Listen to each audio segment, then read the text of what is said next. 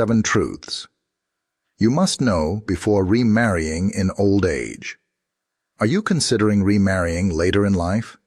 Maybe you've loved deeply and lost, perhaps to the pain of divorce or the heartache of losing a spouse. Or maybe you've spent years walking the journey of life alone, and now you find yourself longing for companionship in your golden years. It's a delicate decision, one that carries a mix of hope, fear, excitement, and uncertainty.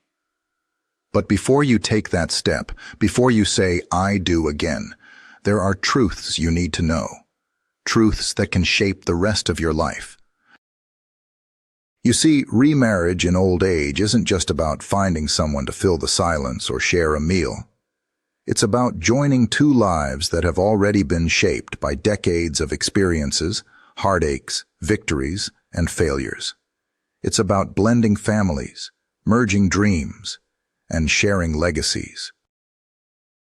And if you're not careful, you can easily carry past hurts, unresolved pain, and unrealistic expectations into this new chapter.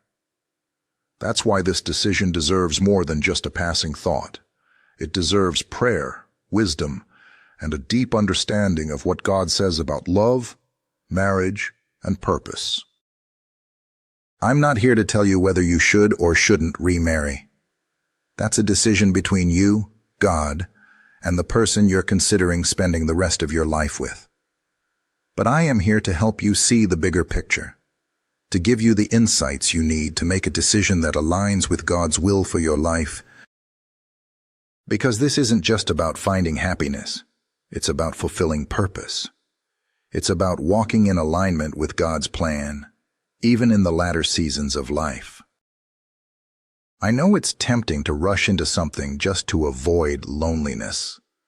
I know the silence can be deafening, and the nights can feel long when there's no one to talk to. But remarriage isn't a cure for loneliness. It's a covenant, a commitment that requires more than just love. It requires purpose, healing, compatibility, and wisdom. And if you rush into it without understanding the truths we're about to discuss, you risk repeating old patterns, facing new heartbreaks, or missing out on God's best for your life. Maybe you're feeling pressure from society, from your family, or even from your own fears about growing old alone. Maybe you think it's too late for love or that you'll never find someone who truly understands you. But let me tell you this. God's timing is perfect. His plans are good. And He writes the best love stories, even in old age. The question is, are you willing to wait for His best? Are you willing to learn the truths that will prepare you for a marriage that not only lasts, but thrives? This journey isn't just about finding someone to walk with. It's about walking with someone who helps you fulfill God's purpose for your life. It's about choosing love that reflects Christ's love, a love that's patient, kind, forgiving, and purposeful. It's about blending lives, families, and legacies in a way that honors God, and it's about finding joy, peace, and purpose in a relationship that adds value to your life and glorifies God. So, if you're thinking about remarrying in your golden years, stay with me. We're about to dive into 7 powerful truths that can change the way you see remarriage. Truths that will help you heal from the past, prepare for the future, and make a decision that aligns with God's will. Because remarriage in old age isn't just a second chance at love. It's a new opportunity for purpose, growth, and fulfillment. And when it's done right, it's one of the most beautiful testimonies of God's grace and faithfulness. Loneliness can be a heavy burden, especially as the years go by. The silence can feel suffocating, and the longing for companionship can grow stronger with each passing day. But before you decide to remarry just to avoid being alone, you need to understand this. Loneliness is not a reason to get married. Purpose is. It's tempting to believe that having someone by your side will solve the ache of solitude. But the truth is, marrying out of loneliness can lead to even deeper loneliness within the marriage. Why? Because loneliness isn't just about the absence of people. It's about the absence of purpose and connection. God never designed marriage to be merely a solution to loneliness.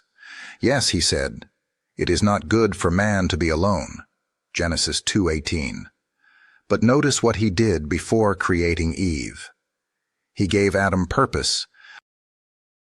He placed him in the garden to work, to tend, and to fulfill his calling. Only after Adam was fully engaged in his God-given purpose did God say, "I will make a helper suitable for him."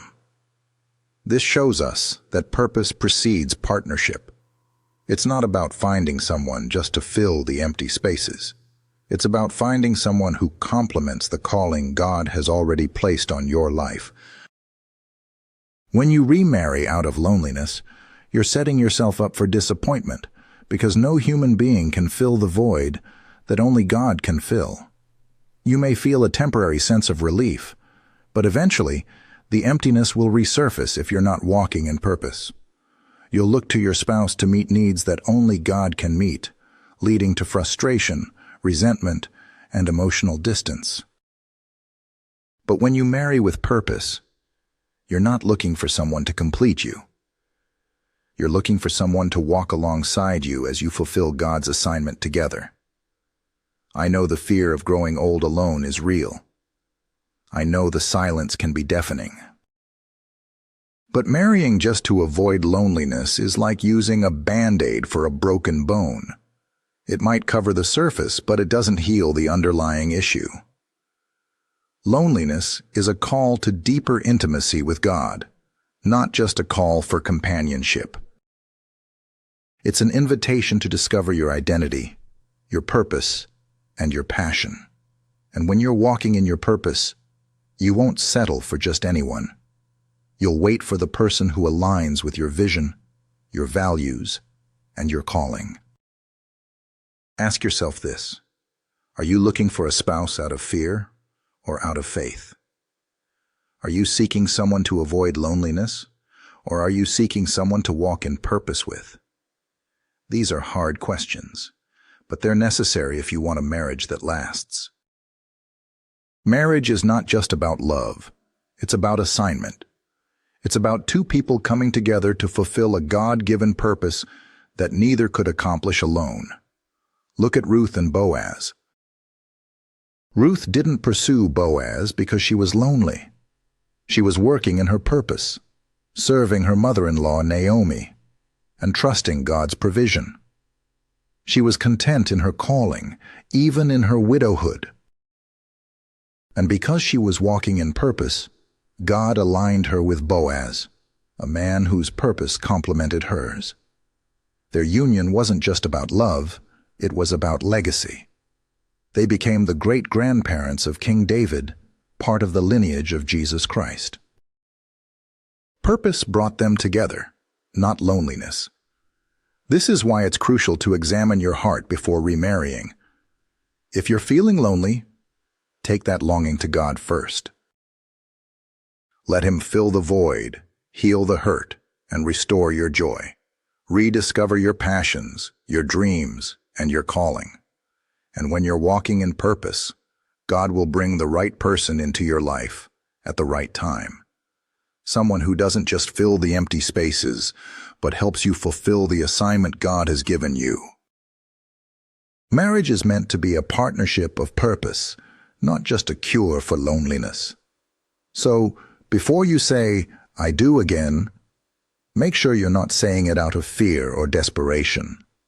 Make sure you're saying it out of purpose, faith, and divine alignment. Because when you marry for purpose, you build a legacy, and that's worth waiting for. Now, let's talk about something that's often overlooked but absolutely crucial before remarrying: healing. It's easy to believe that a new relationship will heal the wounds of the past. But the truth is, Healing must happen before happiness. If you're still carrying the pain of a broken marriage, the grief of losing a spouse, or the scars of betrayal, no new relationship will make that pain disappear. In fact, it will magnify it. You see, marriage is not just a union of bodies, it's a union of souls. And if your soul is wounded, you'll bring that brokenness into your new marriage. Unresolved hurt doesn't just go away. It seeps into every area of your life, affecting your communication, your trust, and your ability to love fully. That's why healing is not optional. It's essential. Before you can build something new, you have to allow God to heal what's been broken. I know the pain of losing someone you loved. I know the sting of rejection and the heartache of betrayal. But rushing into a new marriage without healing only leads to more pain, because you'll be carrying old baggage into a new covenant. You'll expect your new spouse to heal wounds they didn't cause, and that's a burden they were never meant to carry. Healing is your responsibility, not theirs. The Bible says in Psalm 147:3, He heals the brokenhearted and binds up their wounds. God wants to heal you, but you have to be willing to confront the pain, not just cover it up with a new relationship. You have to face the grief, the anger, and the fear. You have to forgive, not just for their sake, but for your own freedom. And you have to allow God to restore your identity and your joy, so you can enter a new relationship with a whole heart, not a wounded one. Look at Ruth's story again. Before she met Boaz, she walked through a season of grief. She lost her husband, left her homeland, and faced an uncertain future. But she didn't rush into a new marriage just to escape her pain. She walked through her healing journey with God, serving Naomi and trusting God's provision. And when she met Boaz, she was ready, not because she needed him to heal her, but because she had already allowed God to do that work in her heart. Healing is a journey, and it doesn't happen overnight. It takes time, prayer, and sometimes counseling. It requires you to face the pain, release the hurt, and forgive those who wronged you. It means letting go of the past so you can embrace the future God has for you. And when you do, you'll be ready to love fully, freely, and fearlessly. If you're considering remarriage, don't rush the healing process. Don't try to mask your pain with a new relationship. Instead, take this season to allow God to heal every wound, restore your joy, and rebuild your identity. Because when you enter a new marriage healed and whole, you're not just starting over. You're starting better. And that's how you build a love that lasts. Stay with me, because there's more to learn. Healing is just one part of the journey. There are other truths that will help you build a marriage that reflects God's love and fulfills His purpose. We're just getting started. Compatibility is more than just chemistry. I know that sounds like common sense, but let's be real. How many times have you seen people get swept away by emotions, only to find out later that they had nothing in common beyond the initial spark? It happens all the time, and it's especially risky when you're considering remarriage later in life. Why? Because by the time you reach this stage, you're already set in your ways. You've established routines, values, and priorities that have been shaped by decades of experiences. And if you don't find someone who aligns with those core values, you'll find yourself constantly at odds, no matter how strong the chemistry is. Chemistry is easy. It's exciting. It gives you butterflies and makes your heart race. But chemistry fades. It's temporary. Compatibility, on the other hand, is what keeps the marriage strong when the excitement wears off and real life sets in. It's about sharing the same values, vision, and faith. It's about walking in the same direction and supporting each other's purpose. And if you're not aligned on these deeper levels, no amount of physical attraction or emotional excitement will sustain the relationship. The Bible warns us about this when it says, "Do not be unequally yoked with unbelievers." 2 Corinthians 6:14. But this goes beyond just faith. Being equally yoked means being aligned in purpose, vision, and values. It means you're not pulling in opposite directions. Imagine two oxen yoked together, but trying to walk in different directions. They'll end up going in circles, exhausted and frustrated. That's what happens in a marriage where compatibility is lacking. You're constantly pulling against each other, creating tension and conflict. Let's get practical. Have you considered how your potential spouse views finances? At this stage in life, financial priorities are crucial. Are they a spender while you're a saver? Do they believe in supporting their adult children or grandchildren financially, while you believe in financial independence? These differences might seem small at first, but they can create huge conflicts down the line if you're not on the same page.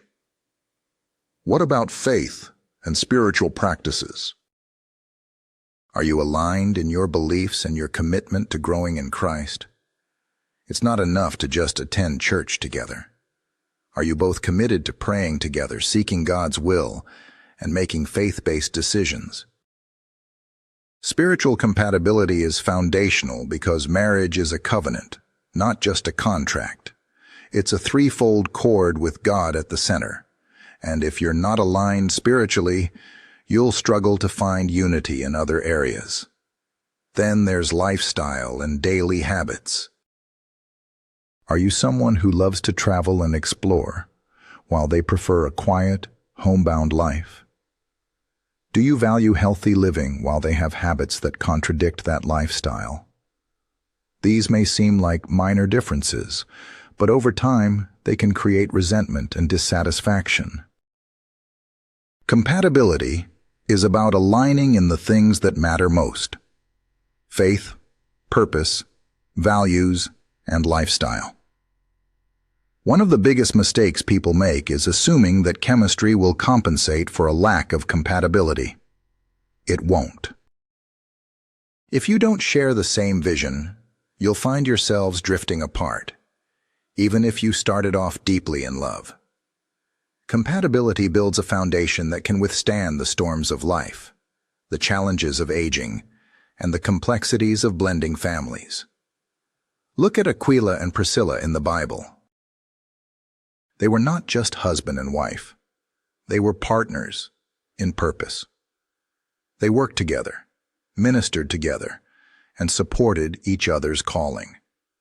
Their compatibility went beyond romance. It was rooted in shared faith, shared purpose, and shared vision. That's the kind of compatibility you need, especially in remarriage. Take the time to evaluate compatibility before jumping into remarriage. Ask the hard questions. Pray for discernment. Have honest conversations about faith, finances, lifestyle, and purpose. Don't get swept away by emotions without ensuring that your foundations are aligned. Chemistry ignites the flame, but compatibility keeps it burning. And when you're equally yoked, you don't just build a marriage. You build a ministry, a legacy, and a purpose-driven life together. Now let's talk about one of the most challenging aspects of remarriage in old age: blending families. It sounds beautiful in theory. Two families coming together to create a new, larger family unit. But the reality is far more complex. When you remarry later in life, you're not just marrying a person. You're marrying their history, their habits, and their family dynamics. And blending families, especially adult children, grandchildren, and even great-grandchildren, requires grace, patience, and a whole lot of wisdom. Unlike traditional stepfamilies where young children adapt over time, adult children often come into the situation with established beliefs, opinions, and loyalties. They may have conflicting emotions about the remarriage, especially if they're still grieving the loss of a parent. They may worry about inheritance issues, family traditions, or simply feel like their family structure is being disrupted. And if you don't navigate these dynamics with love and wisdom, resentment can build, leading to tension not just with your new spouse, but also with your extended family. The Bible says, "Above all, love each other deeply, because love covers over a multitude of sins." 1 Peter 4:8.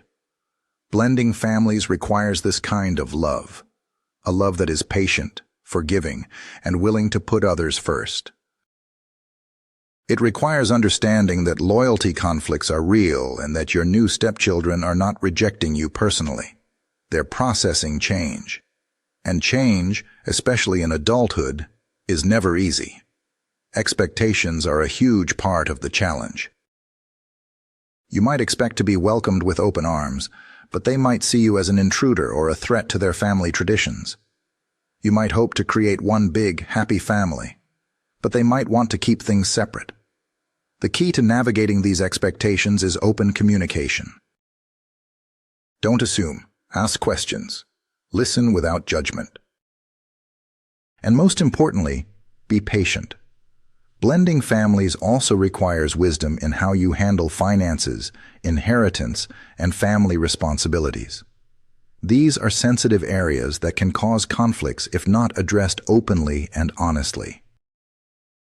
Be transparent about your financial plans, wills, and inheritance issues. Discuss how holidays will be celebrated, how family traditions will be honored, and how you'll handle disagreements.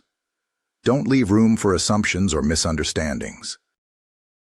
One of the most powerful tools you have in blending families is prayer. Pray for unity. Pray for wisdom. Pray for healing in any unresolved grief or bitterness. And most importantly, pray for God's love to fill every heart, every home, and every conversation. Blending families isn't just about logistics. It's about ministry. It's about being a vessel of God's grace, even when it's challenging. Look at the story of Joseph in the Bible. He had every reason to be bitter toward his brothers who betrayed him, but instead, he chose forgiveness. He chose love, and because of his grace, a broken family was restored. That's the power of love and forgiveness in blended families.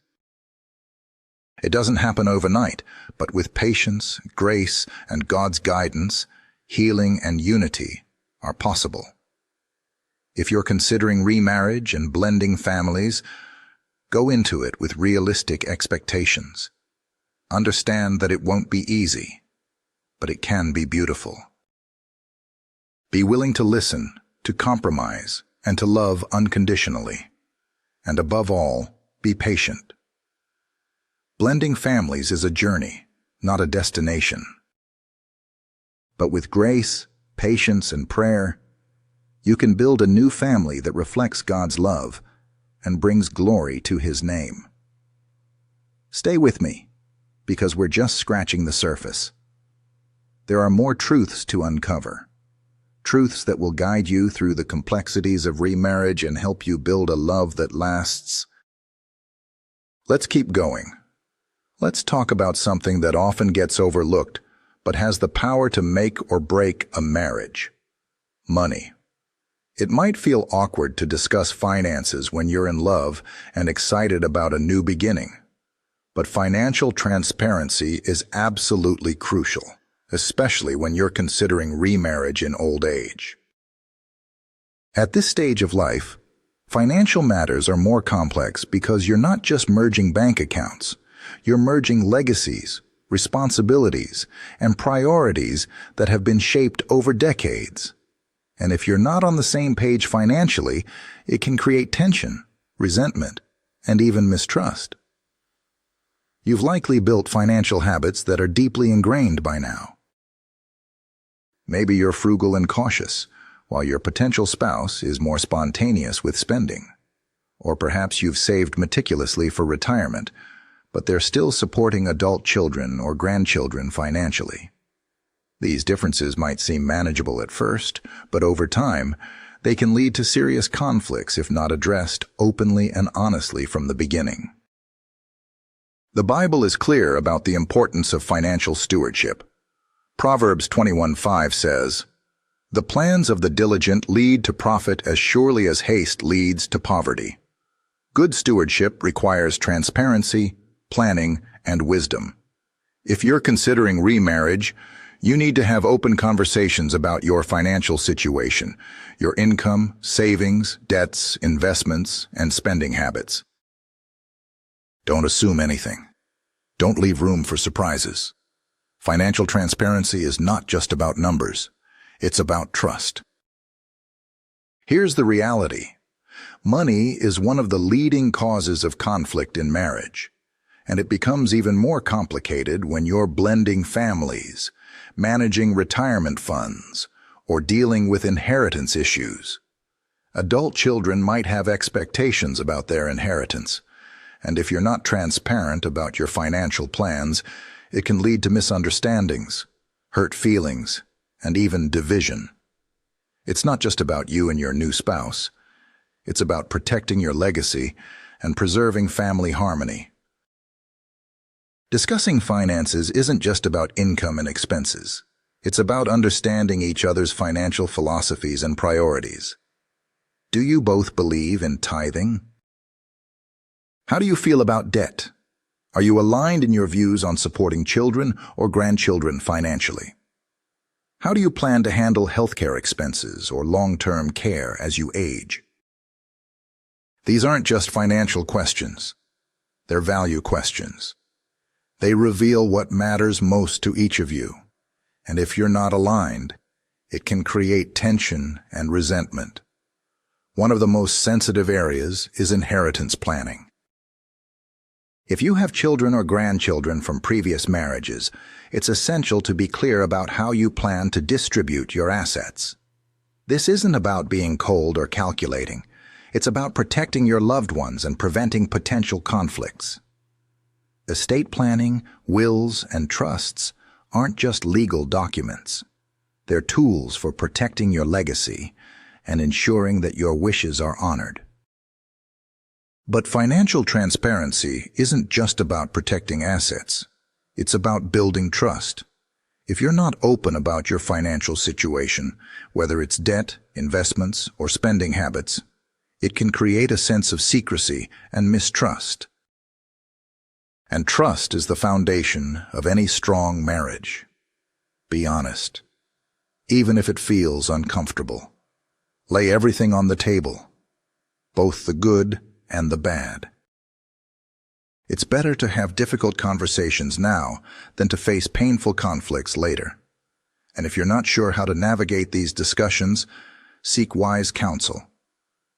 Proverbs 15:22 says, "Plans fail for lack of counsel, but with many advisors, they succeed." Consider meeting with a financial planner or Christian financial counselor who can help you navigate the complexities of remarriage, retirement, and inheritance. Don't let pride or fear prevent you from getting the guidance you need. Financial transparency is an act of love. It builds trust, unity, and peace of mind, ensuring that your new beginning is built on a solid foundation. Now let's talk about something that's often misunderstood but is essential for a thriving marriage: intimacy. And no, I'm not just talking about physical intimacy. At this stage in life, intimacy is so much more than physical attraction or sexual compatibility. It's about emotional connection, spiritual unity, and intellectual companionship. It's about sharing your heart, your dreams, and your fears with someone who truly understands you. It's about growing together in faith, in love, and in purpose. One of the biggest misconceptions about marriage in old age is that intimacy becomes less important. But the truth is, intimacy becomes even more meaningful as you grow older, because it goes beyond the physical and touches the soul. It's about being fully known and fully loved. It's about sharing life's joys and sorrows, standing by each other's side through sickness and health, and growing old together with grace and laughter. And if you're not intentional about cultivating this depth of intimacy, you risk drifting apart emotionally, even if you're together physically. The Bible beautifully describes this level of intimacy in Ephesians 5:31-32. For this reason, a man shall leave his father and mother and be united to his wife, and the two will become one flesh. This is a profound mystery, but I am talking about Christ and the church. Marriage is a reflection of Christ's love for the church, a love that is sacrificial, selfless, and deeply intimate. It's a covenant that goes beyond physical attraction and touches the very soul. At this stage in life, intimacy looks different. It's about emotional vulnerability, spiritual unity, and intellectual companionship. It's about deep conversations, shared laughter, and silent prayers. It's about holding hands in the hospital room, offering a listening ear when memories resurface, and walking through life's final seasons with grace and dignity. Physical intimacy is still important, but it becomes just one part of a much deeper connection. That's why it's crucial to redefine intimacy before remarrying. It's not just about physical compatibility. It's about emotional safety and spiritual unity. Are you comfortable sharing your deepest fears, dreams, and vulnerabilities with this person? Do they make you feel safe, cherished, and valued? Are you both committed to growing together spiritually, praying together, and seeking God's will for your marriage? These questions go beyond attraction. They touch the very core of intimacy. One of the most powerful ways to cultivate intimacy is through prayer and spiritual growth. When you pray together, you're not just sharing words, you're sharing your heart. You're inviting God into the center of your relationship, building a spiritual foundation that strengthens your emotional and physical bond. Couples who pray together experience deeper intimacy because they're connected at the soul level. They're walking together in faith, seeking God's purpose, and growing together in Christ. But intimacy also requires communication. It requires you to be honest about your needs, your fears, and your expectations. It requires you to listen without judgment and to speak with love and grace. And it requires you to be patient, especially if you're blending families or navigating complex emotions from previous marriages. Intimacy isn't just about the good times. It's about standing by each other's side through the storms. If you're considering remarriage, take the time to build this level of intimacy before you say, "I do." Have the hard conversations. Pray together. Study God's Word together. Share your dreams, your fears, and your past experiences. Build a foundation of trust, emotional safety, and spiritual unity. And remember that intimacy isn't about perfection. It's about connection. It's about being fully known and fully loved, just as Christ loves us. There's more to learn, and we're getting to the heart of it. These truths are meant to prepare you for a love that lasts, a marriage that reflects God's covenant, and a legacy that honors His name. Let's keep going. Let's talk about one of the most powerful truths you need to understand before remarrying in old age. God's timing is perfect, and so is His plan. I know you've heard it before, but when you're waiting, when you're lonely, and when you're longing for companionship, it can be hard to believe. It's tempting to take matters into your own hands, to rush into something just to fill the void, or to settle out of fear that time is running out. But hear me clearly, God is never late. His timing is impeccable, and His plans are always good, even when they don't align with your expectations. I get it. The waiting is hard. You've spent years alone, and you're tired of the silence. You're tired of coming home to an empty house. And you're tired of the loneliness that creeps in during the quiet moments. It's easy to feel like you've missed your chance at love, especially as the years go by. But God's promises are not limited by time.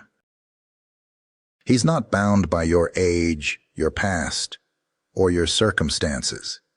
He can bring love into your life at any moment, because He's the author of time and the creator of love itself. Look at Abraham and Sarah.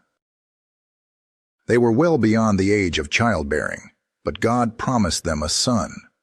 And even though they struggled to believe it, even though they tried to take matters into their own hands by having Ishmael through Hagar, God's promise stood firm. At the appointed time, Sarah conceived Isaac, the child of promise. God's timing wasn't just perfect.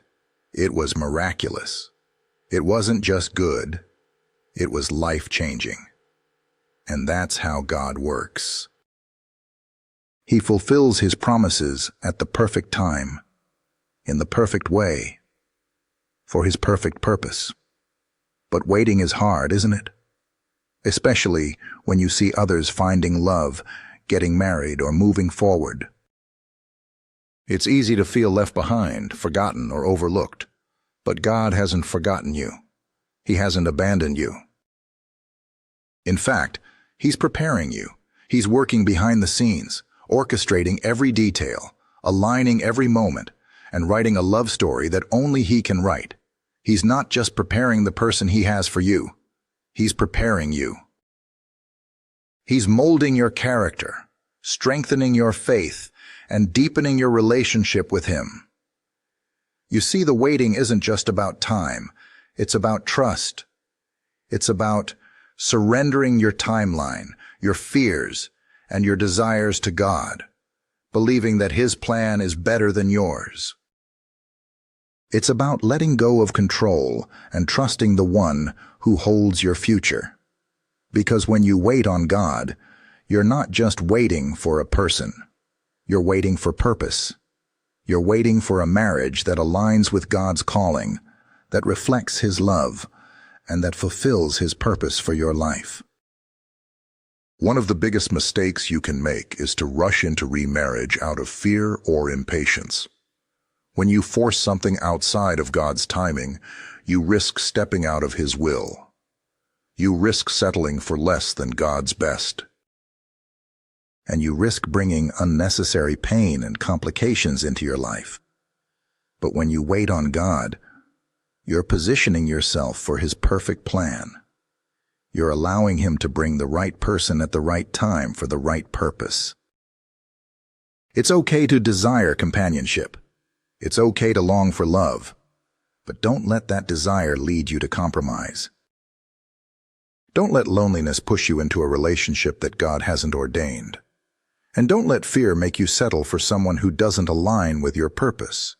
God's timing is worth the wait. His plan is worth the patience, and His love story for you is worth the faith. If you're waiting today, be encouraged. God is working behind the scenes. He's writing a love story that's better than anything you could imagine.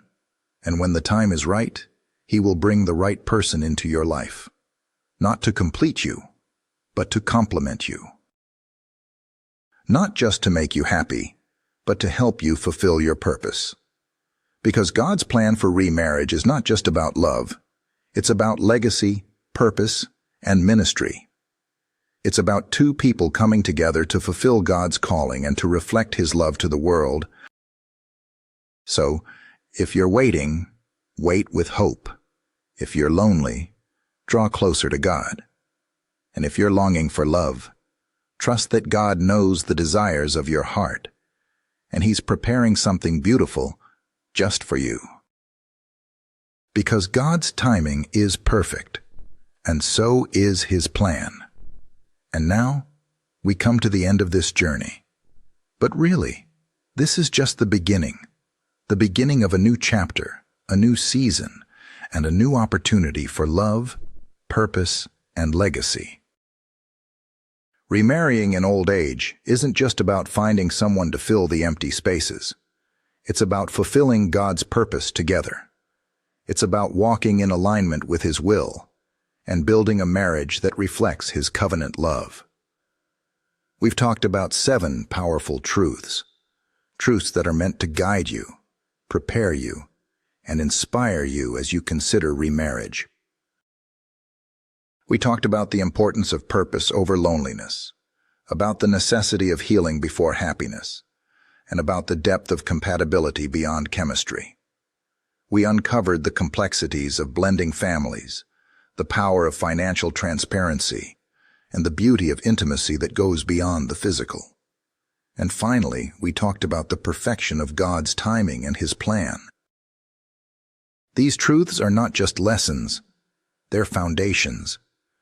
They're meant to help you build a marriage that not only lasts, but thrives. A marriage that isn't just about love, but about purpose, ministry, and legacy. A marriage that reflects God's covenant, His faithfulness, and His love. But as you move forward, remember this. Remarrying isn't just a second chance at love. It's a new opportunity for purpose. It's a chance to show the world that love isn't bound by age, that purpose isn't limited by time, and that God's faithfulness endures through every season of life. It's a testimony of grace, redemption, and new beginnings. And when God is at the center, it's a love story that will inspire generations. So before you say, "I do" again, pray. Seek God's wisdom. Ask for His guidance, and allow Him to prepare you for the person He has for you. Don't rush the process. Don't settle out of fear, and don't compromise your purpose. Wait on God. Trust His timing, and believe that His plan is worth the wait. Your story isn't over. Your purpose isn't finished. And your best days are still ahead. Whether you're waiting, healing, or preparing, God is writing a beautiful love story for you. And when the time is right, you'll see that every tear, every prayer, and every moment of waiting was worth it. You're not just walking into a marriage, you're walking into purpose. You're stepping into a new season of love, growth, and ministry. And when God is at the center, nothing is impossible. Hold on to hope, trust the process. And remember, God's timing is perfect, and so is His plan. Your best days are yet to come, and your greatest love story is still being written.